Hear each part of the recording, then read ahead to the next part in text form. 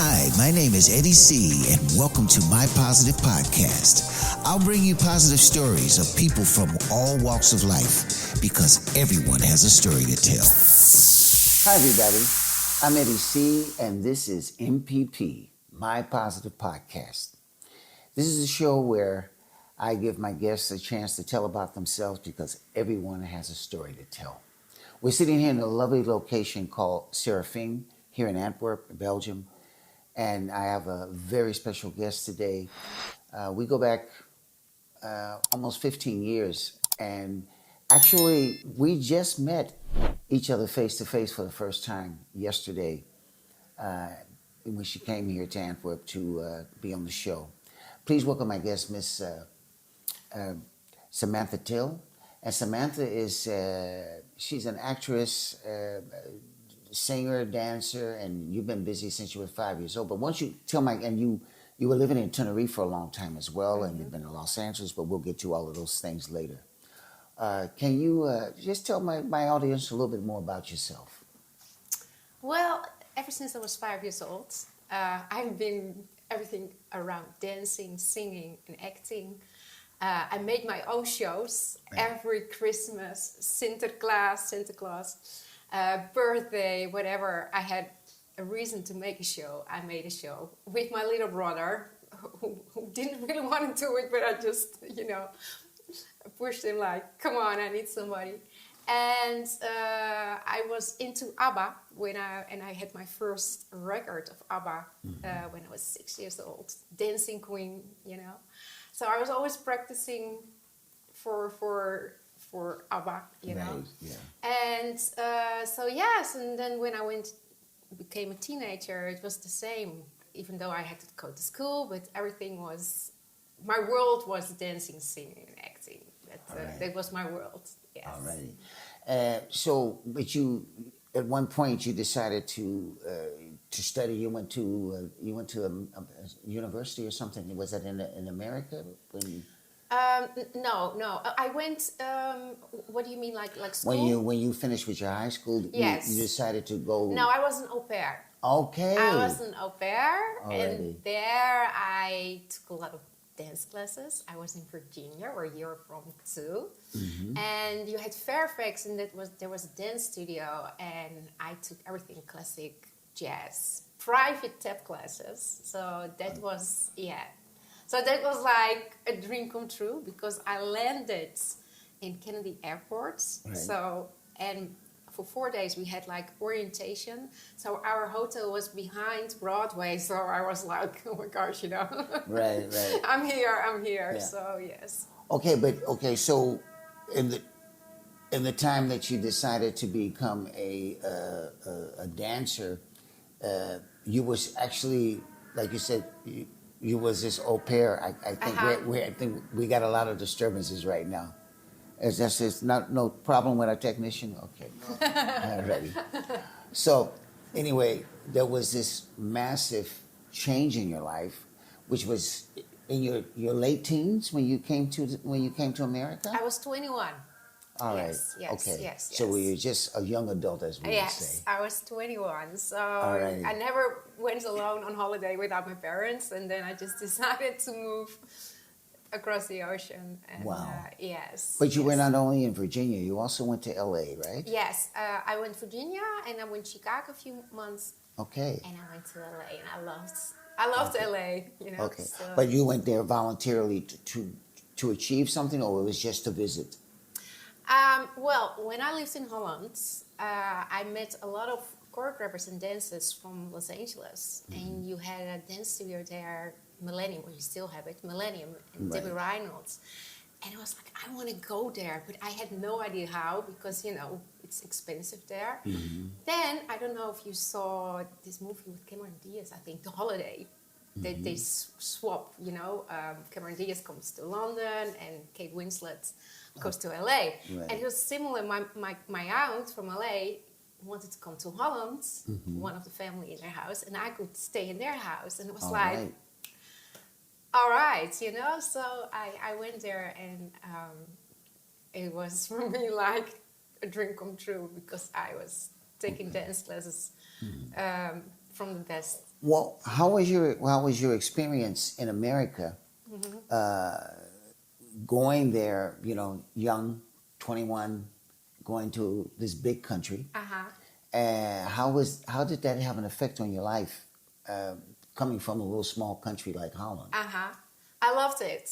It just felt like no ceiling. I just loved it. Everything was big and wide, and you know, it gave me space. I just loved it. Just I could just sit in the car and just drive, and yeah, I still until this day I just really I love America. So I do remember the first time I came in the supermarket. There were so many products I couldn't choose. I couldn't choose, you know. And I was like, okay, this is typically America. So yes. And you didn't have the willpower to want to stay there? Yes, Oh, yes, you yes, did. absolutely. But it's of course it's with the papers. So for me, that's the only reason why I live in Europe. Otherwise, I would be living there for In the sure. States. Yeah. Okay, so you were in the States for how many years? Not years. Oh, I okay. was 1 year in Virginia, and then I was a few months in Chicago, and then I was 3 months In on LA. how you say this, on a tourist visa. Yeah, on a tourist, yeah. Yes, and I really didn't want to leave, but yeah, that was yeah. Of course, that was at a different time, but you want to do that now. I was, Because if you're looking at the way things have changed. that was 2009. Yeah. So yeah. compared to then, how would you still want to live there now? Yes, I still want to live there because I don't know. I just California. I love California. That's I just felt like Okay, at but home California is only one part of the I States. I know. I love California. If I want to live there, it's gonna be California, there. which yeah. is usually a choice of a lot of artistic people. Yeah. What I loved about Los Angeles, because I have people who visit Los Angeles and they say, I didn't really like it. They like more San Diego or San Francisco. But as an artist, everything there is creative. You know, even the person who sells meat, he's actually a scriptwriter. Right. You know, it's Right. like everything breathes. If you see La La Land, you know, it's really like that idea. Like it's for me, it's like one. Everywhere is studios and Right. TV shows you can visit. So, But the realistic part is that it's not the full picture of America. I know it's not. No, America. A lot of people when they say to me like, "Oh, I don't like America," or whatever, and I'm like, "But you cannot really say that's a typical American person or that's typical American because it's so big. Right. And the people in California are totally different than the people in the East Coast. So Absolutely. so it's you cannot really say it. So when I say America, maybe I should be more specific. California. I love California. Okay, so we're going to fast forward to the time that you ended up living for quite a while in Tenerife. Yes, 8 years. So how did that come about? I always went on holiday, and it made me feel a little bit like California, you know. And at one moment, I was like, okay, I just gonna try it, and I end up doing fun things like singing in hotels and having acting jobs, and so it was like, yes, always sunshine and the ocean. So this is how I ended up staying there. Just with one suitcase, I went. So you left. You went there actually on a vacation, and you decided you wanted to go back. I went there a lot of vacations. Okay, yeah, so it took me some time to say, okay, I really want to wanted stay. go. Okay. And at one moment, I was like, if I'm not going to do it now, it's never going to happen. And I went, and I stayed. All right. So you have this show that you did together with a colleague of yours. Which Yes, I was singing something- alone. I was doing shows alone, and I was doing an ABBA tribute. I was Agneta, and it was such a fun and easy show because almost everybody loves ABBA, you know, ABBA. So yeah. Okay, all so right. yeah. And then you, I remember a while back when we spoke before we, actually in the beginning when we were in contact via Facebook. I remember you mentioned to me that you had a couple of years ago you did this acting. Your acting started to become more prominent for you, And you were in was it a German series? Yes, a German series. And I actually don't speak so good German, but I managed to, with my best German, to do the audition really good. Yeah. And I got the part in a German krimi. All And I right. thought, oh my gosh, this is so cool. It's a comedy. And then I saw the script, and then I saw I had to cry. So, but I did it. I was so happy I cried. So yes, a German. And have any other things come out of that? Yes, I also auditioned for a Netflix series, and I went in for another role, and then I knew the casting director, and she said, "Aren't you also a singer? Because we need somebody for the animation versus sing." And I said, I was actually coordinator of the animation. Right. And then I did 2 auditions in one casting, and then the next day I had to come back. And until then I didn't know it was a Netflix series. And then I had my fitting, and then it was so much fun. But I do remember I went on set and I didn't have a script. And I went on set and they say, okay, just go and present the bingo. And there was like 70 extras watching me. And I was like, if I'm gonna block now, nothing gonna happen today. So I really, but in action, I was just myself and presented the bingo. What kind of roles do you like to play? I mean, what is your, let's say, if you had the opportunity to say play a particular role that fits you completely, what would that be? I love comedy. I love fantasy movies. I love movies that are in another time with costumes and that kind of movies. I really love. Like, okay, but is there a particular type of character? It's interesting to play something that's far away from me. I would love to play a bitch or something. You know what I mean? Yeah. Something that's not me. Yeah. But I also would like comedy. I really like like funny. But I don't really care. Just all kinds of different interesting characters. Okay. Yeah. Well, I always have a subject for each of my guests that comes on the show, and for you, I chose the subject of serenity. And I would like to know, over the years, what has serenity been for you? When I felt serenity, when I felt it when I was in California. I remember I came back from an acting class and I was driving in the car and I saw downtown LA, the lights, and I just felt so at peace, And when I'm in the ocean, I just feel at peace.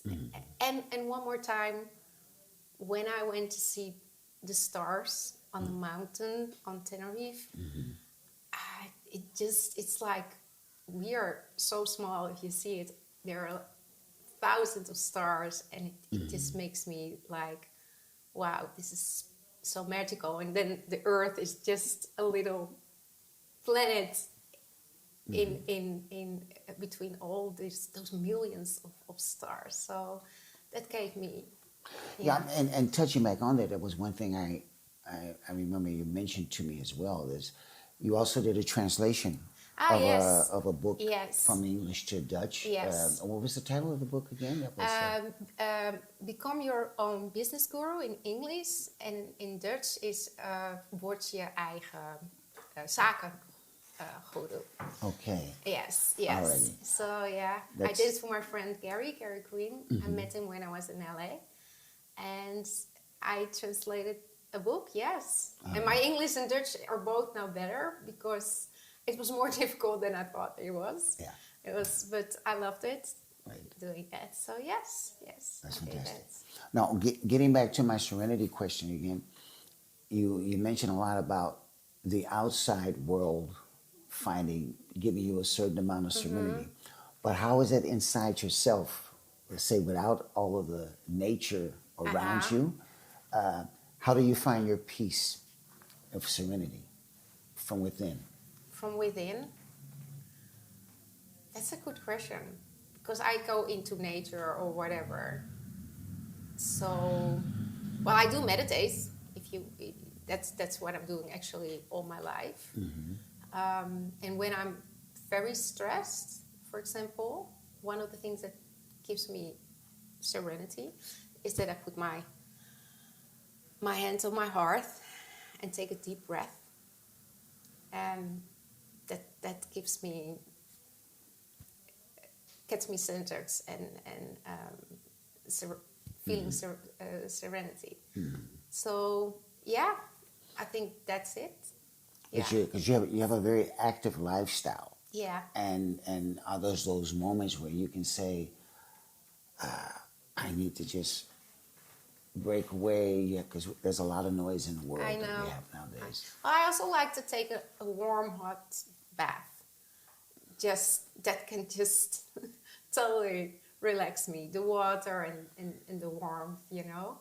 And then I just like to go underwater, you know. So that's something that can really gives me serenity. Water, I love water, you know. Okay. So yeah. So yes. All right. I just want to ask one more question before we finally close off. How would you tell people, young people today, how to maybe go about portraying serenity from out your vision in this world we're living at today? I think first of all, because there's so much with the social media, you know, that you bombarding you, not compare yourself with other people, because there's only one you. I think this is why a lot of young people get stressed, because they feel they're not good as, you know, there's only one you, and not compare yourself with other people and follow your own joy, and because only you can walk your own path, you know. So maybe it looks on Instagram or Facebook or TikTok, oh my gosh, these people are so happy, whatever, you know, but that has nothing to do with you. So not comparing yourself with other people, and listen to your own GPS. And that's something I think is very important. And it's challenging, because when we grew up, we didn't have to do with the social media, you know. It's challenging, I think, for the young generation. So I think that's it. Just be your own unique self. Okay.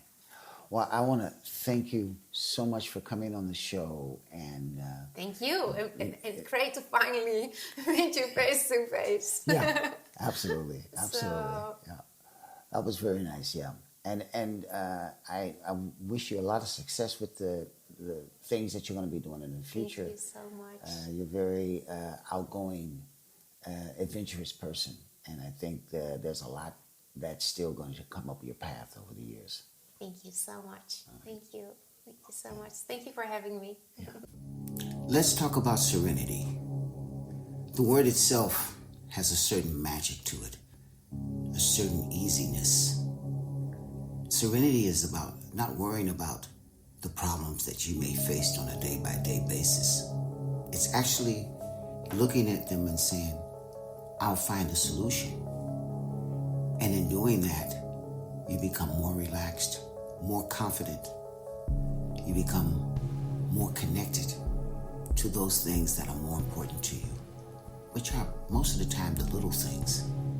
It's just like getting up in the morning and exercising and doing your meditation and just being friendly the whole day.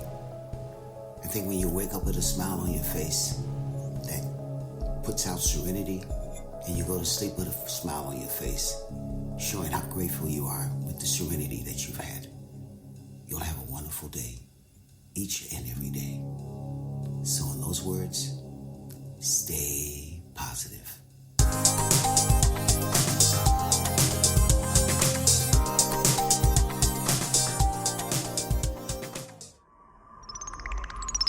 Dit is een productie van Antwerp Podcast Service.